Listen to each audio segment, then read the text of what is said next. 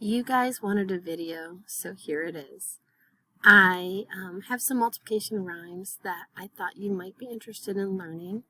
It's from a website. So, for example, 6 times 8 is 48, so don't forget to finish your plate. If you can remember that rhyme, you can remember 6 times 8 is 48. Also, this one, number 2. 8 and 8 went to the store to buy a Nintendo 64.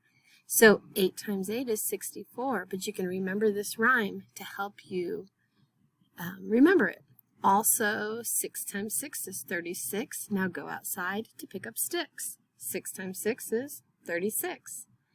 Also, here's another one. I always remember that 56 equals 7 times 8 because 5, 6, 7, 8. So those go in order.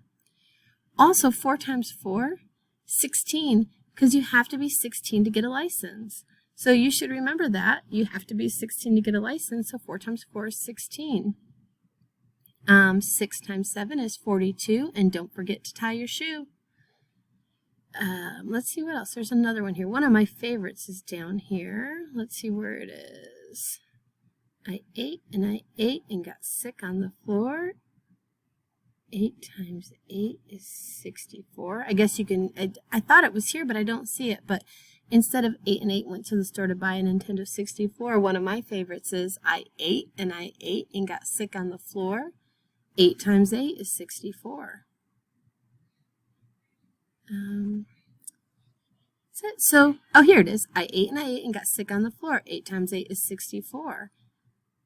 But my challenge for you is make up your own multiplication rhyme. See what you can come up with. Use your own words, but use the numbers. Use, 5 times 5 is 25 and come up with something that rhymes with it.